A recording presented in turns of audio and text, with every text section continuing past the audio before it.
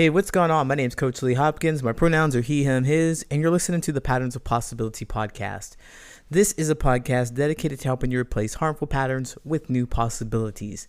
In each episode, we'll explore topics that inspire you to be yourself, live your truth, and make lasting connections. In this episode, we're going to talk about what I should talk about, or what you should talk about, or what to talk about when you want to talk to people. A question that I get most often is, I want to talk to people, but I don't know what to talk about or when to start talking. What do I do? Well, in this episode, I'm going to help you out with that. Are you ready? Let's go.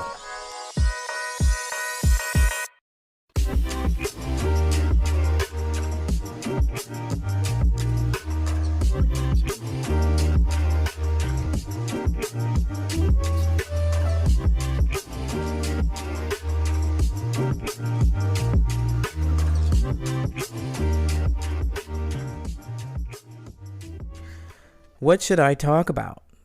I want to talk to people, but I don't know what to talk about or when to start talking. If that is you, I'm telling you, you found a friend in me. You have definitely found a friend in me, or a kindred spirit, essentially, because I used to do that all the time. I wouldn't know what to talk about. I wouldn't know how to approach a conversation. I wouldn't know when it was appropriate for me to start speaking in the conversation. I'm just like there, watching, not sure if anybody ever wanted to hear a word that I said. And this stems back to when I was a kid. I'm sure if you are dealing with this, you've probably had some experiences that kind of got ingrained in you, that what you say and when you say it is not valued. It's just not valued. It's not important to the people around you.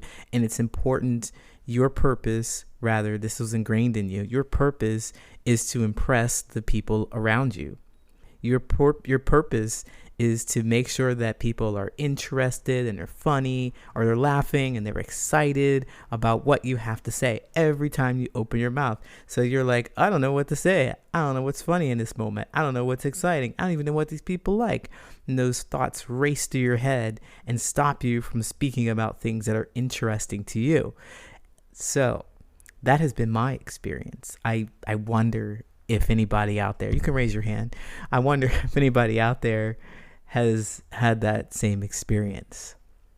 So what I would like to suggest to you, and what I've discovered in my own journey, is that you just talk about what's interesting to you.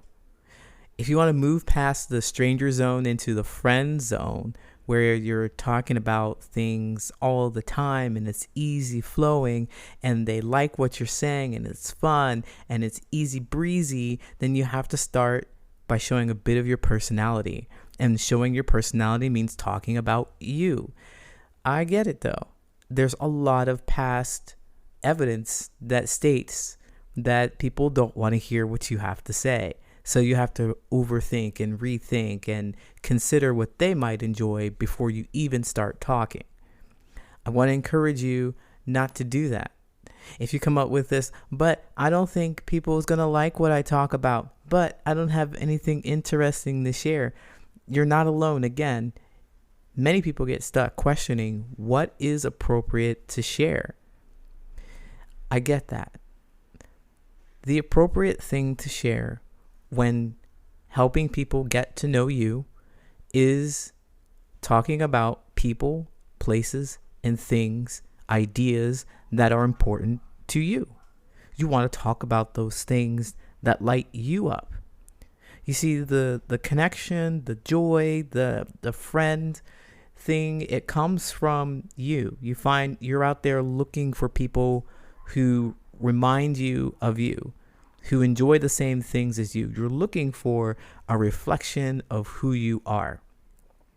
And if you don't show this person that you are, the things that bring you joy, the things that are exciting, interesting to you, the other person never gets to demonstrate that they like those things along with you.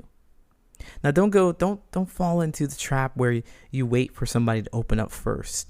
You're like, yeah, I'll just wait for them to talk about baseball. Somehow they'll talk about it and I'll tell them how much I love it, and then we'll be best friends. Like, don't do that. You want to go first. it takes so much time and energy and effort and waiting. You're going to lose a lot of time waiting for a day that may never come. They may never talk about the things that you want to talk about with them. You have to initiate that. And I get it. Another thing that comes up is that, oh, it's scary. People don't really like the things that I like. And when I start talking about them, they kind of shift their face, or they move away from me. Yeah, okay. That's valid. It's not something that happened too far in the distant past, like in your childhood. It happened yesterday when you were trying to talk to Brenda. And she was just like, I'm so over this. I'm not interested in what you're talking about. I just can't even look at you. I don't even know how to leave the conversation. I'm just going to stop talking. I'm going to stop looking at you and I'm going to leave. That's painful.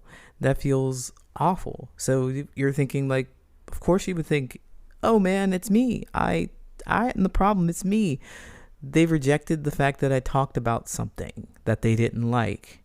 Okay, that's fair. That's valid. But I want to remind you, and I want you to keep this in your back pocket, because this is like the most important thing. We're playing a match game here. We're playing a game out here. We're trying to connect with people. Just imagine that as you go and try to make friendships with people. If you just gamified it a bit, you're trying to find people who like the things that you like. And not everybody is going to. You're going to get some misses. There are not lots of pairs out there that are going to match you perfectly. So that was just the wrong person to talk to. I just want you to remember that about that specific topic. That wasn't the person to talk to. They reacted in a way that you didn't like. It's not about them, essentially. It's about you. That wasn't what you were looking for in the reaction from them. With you talking about baseball, you're talking about basketball, you're talking about Pokemon cards, you're talking about the Detroit Lions. Whatever it is, if they don't like it, it's not their cup of tea. It's okay. It's okay. You're not going to connect on that specific topic. But good news for you that there are a myriad of other things to talk about. And you're not a one-dimensional person. You have lots of ideas, thoughts, people, experiences to share with others. You can align, you can connect on other things. So what is it that you want to talk about? Well, pull one of those things, pull one of those stories, pull one of those events out of your hat and talk about those things. The caveat or the key or what I've discovered in my life is that it needs to be a joyful event, especially when you're connecting with people for the first time. You want to connect in joy. It's scientifically proven that humans love and are attracted to joy. They run towards it. That's why we run towards excitement and fun. We're chasing the highs of things. We like to do things that we enjoy, and we loathe the things that we don't. We don't like to do things that drain our battery, right? And so imagine this and put this in context of what you should share is that you were talking about something that drains somebody else's battery. They're not going to want to be connected to that. But that's them. You might say that to another person and it was like, oh, it brings them joy. But generally, you're looking for not how you want them to respond. I mean, you do want to notice how they respond, but the key is to express your joy, because it's a match game. You express your joy, you light up yourself, and you share that with them and see if they light up too. If they don't, then they're not going to connect with you on that. There are other things to talk about, other joyous events that you can share, and other ideas that you can share. All is never lost when you're talking to a person. You can talk about something else that you can align on, right? You can find that thing. Just be patient with it. So what to talk about? Talk about those things that bring you joy. I know I said this before, and I know I continue to say it, but you just can't go wrong with it because it's all about you and how you feel in a situation. Do not change who you are to fit the other person's mold. So now let's take a moment. Now that we know what we're going to talk about, let's take a moment to talk about when. When is the time to talk about it? So this is really important too, because you're trying to get them to pay attention to you. You want their attention. You want their honest and authentic, genuine interaction and reaction to what you say. So you want to make sure that you don't overwhelm them with your life story or dismiss them when you want to share. So there needs to be a balance to the conversation, right? So you want to examine how much of you to share when it's time to share. So I can't tell you really exactly how much to say at any given time, but what really worked for me is that you pay attention to whether you're prompted to contribute to the conversation or you're not prompted. That means, like, if you're prompted, they ask you, and if you're unprompted, you just kind of butt in. So let's look at the unprompted piece first. When you're helping others to get to know you, this is what I like to call when you help them get to know you, because you're the only one who knows you well. So you help them get to know you by sharing something with them.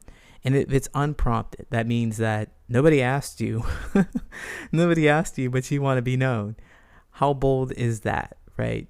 But I recommend, and there's a use for this, right? It's not like you can eavesdrop and hear somebody say something about the Detroit Lions and you just have to comment. And if it's a joyful thing, I recommend it. I mean, I think it's cool to just jump into the conversation and make yourself known and see how people react, because that is you genuinely. If that's you authentically and you want to share, do that. And also, when you do that, make sure you don't share a whole lot. Like, you're hijacking the conversation, you're talking at them, because they were actually in conversation without you. They're talking to each other, and you just made your presence known. It's not taking over and hijacking the conversation, but it's saying essentially that I'm here and I want you to notice me. I want you to know a little bit about me. That's it. And you'll be watching for them to respond to you. And hopefully they'll respond to you in a joyful way. They'll smile. Maybe they'll ask you a question, invite you to into the conversation. So this is one way you would use it if you're just kind of eavesdropping and you hear somebody say something and you want to jump in. Use it at your own discretion. But here's a more practical way, and maybe if you're afraid to talk, this is where it might be most valuable to you, is that you're in a group, maybe let's just say three people, and you're there to have conversation, but it just seems like those two people are just talking. They're talking and they're talking and they're talking, and there's no room for you to jump in. It just seems like they never exactly directly ask you. That's the thing. They don't invite you for the conversation. They just expect you to jump in, and you don't know how to do it. So this is where you help them get to know you by jumping into the conversation, by sharing, unprompted. Nobody asked you, but you belong in that conversation. When you hear something that relates to you, then you share. And if the conversation has gone on too long and it's not like they're not even acknowledging you, just talk about anything. Jump in, disrupt the whole cycle. Because if the purpose is for all of you to get along, I recommend you just like, hey, did you know random fact about me? And they look at you like, what? Well, you all two have been talking to each other, and I want to be a part of this conversation. So I'm going to jump in and share so you can get to know me too. You could do that. I've done that a few times and it has worked really well. I recommend that you do it because the reaction is always fun and I get to learn more about who they are. I don't want to be there just spending my time being essentially rejected, not invited. That doesn't feel good. So do something. And this is the something that I recommend. So let's say you are prompted. That means somebody did ask you, hey, what's going on? How are you? Or I'd like to know a little bit about you. What do you talk about? And how long do you talk about? You talk about your history, hobbies, and habits. One of those things. Share a story about who you are, right? You're trying to open up, and it's a joyful story when you're getting to know people. You want to talk about those things that bring you joy because you want to test whether they're going to respond in a way that feels good to you first. And if they don't respond in a way that feels good to you, you're not going to be as hurt as you would be if you shared something that was devastatingly sad, right? So share that joyful story. And then you want to make sure that you don't talk too long, right? You want to just talk for like a minute or two and give them an opportunity to digest, absorb what you are saying to them, because it is a part of a conversation.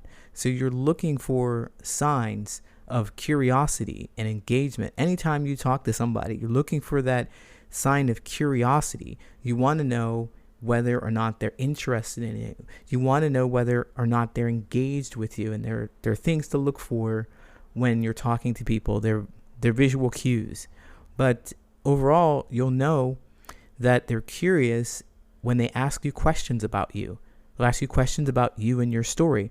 That's why you want to give them just a couple minutes of who you are so that they can demonstrate curiosity.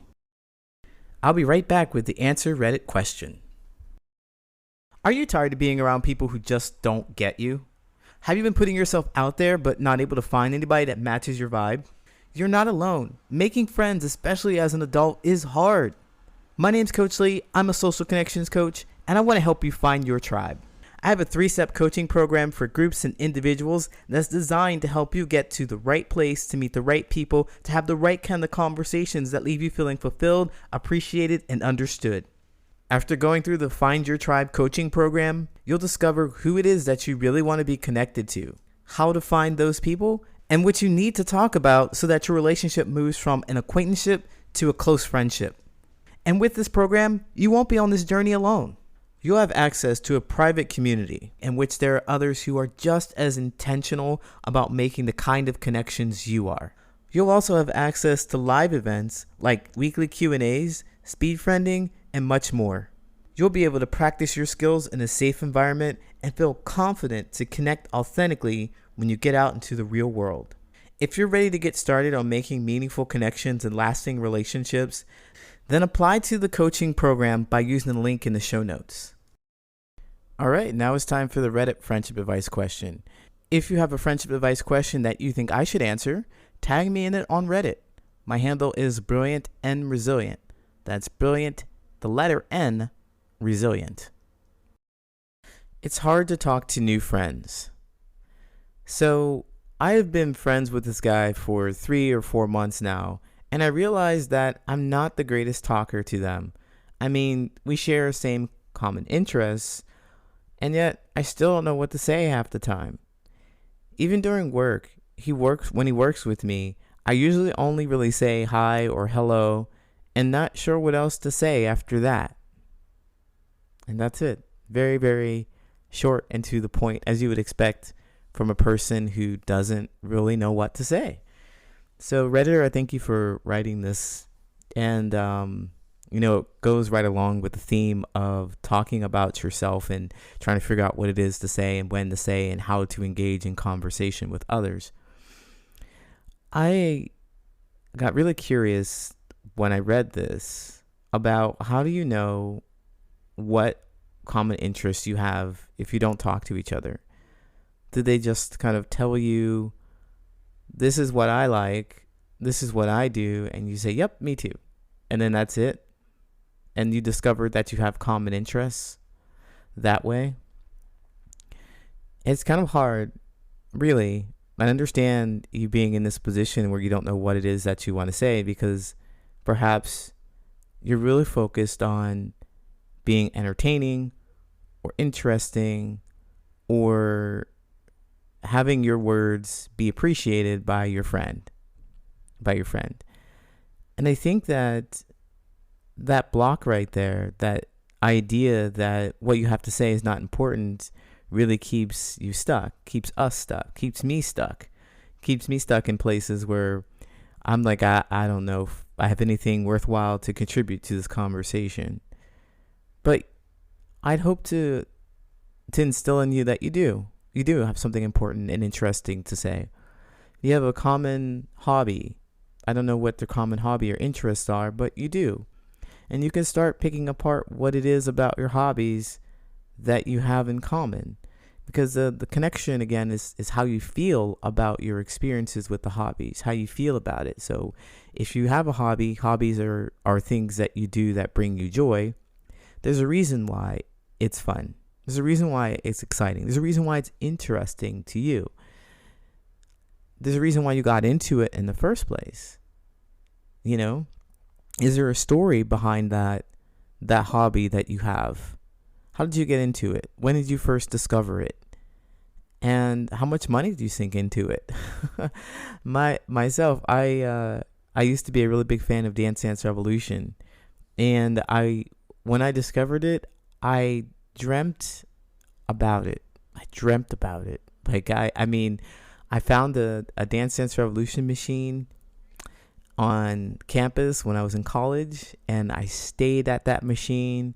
I saw arrows in my sleep. If you know what Dance Dance Revolution is, it's this video game where you have a pad that you step on, and you watch a screen. As you step on the screen, the arrows will move to the top of the screen to a beat, to a song, and when the arrow moves to the top of the screen, you step your foot on the corresponding arrow. So we've got left, right, up, down, and I fell in love with that game. I spent all my money on that game.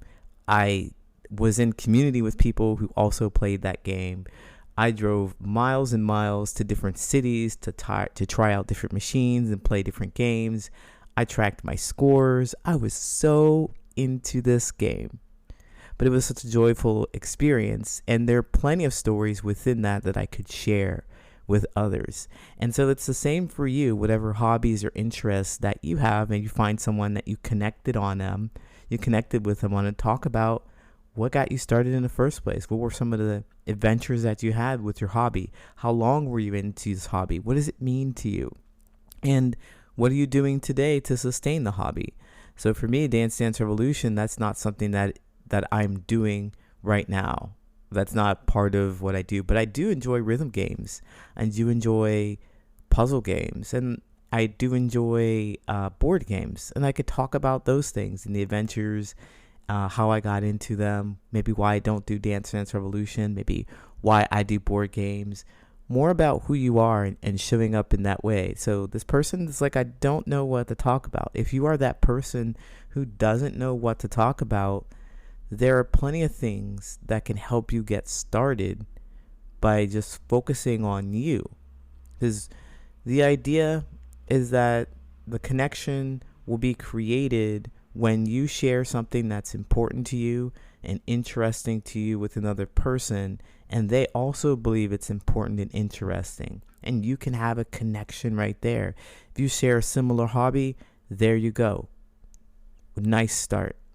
These two people work together so they can start talking about the jobs that they do, the different experiences that they have coming to work, leaving work, what their actual function is at the job. You start talking about the people that you interact with and how you feel about the people that you interact with. There are just so many things that we don't think to talk about simply because we're blocked. We're blocked by the notion that what we have to say is not important. It's always important, especially when you're trying to make friends, especially when you're trying to connect with people. You have to open up. So my friend here, I just want to share with you that it's been 3 or 4 months and you realize that you're not the greatest talker. I wonder, are they talking a whole lot? Or do you just got to go, yep. If it is that they talk a whole lot, it might be hard to get something in edgewise, but I still want you to try. They won't know you unless you tell them about you. They won't have a friendship with you unless they know you. So start talking. You can do it. Redditor, thank you so much for asking your question. I know that you didn't ask me to answer it, but I did, and I hope that it helps. Best of luck to you. Take care.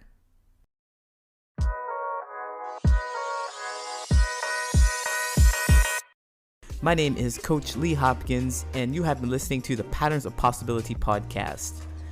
You can find me at patternsofpossibility.com and on all social media at Patterns of Possibility. And as always, I want to encourage you to be yourself, live your truth, and there you'll make lasting friendships.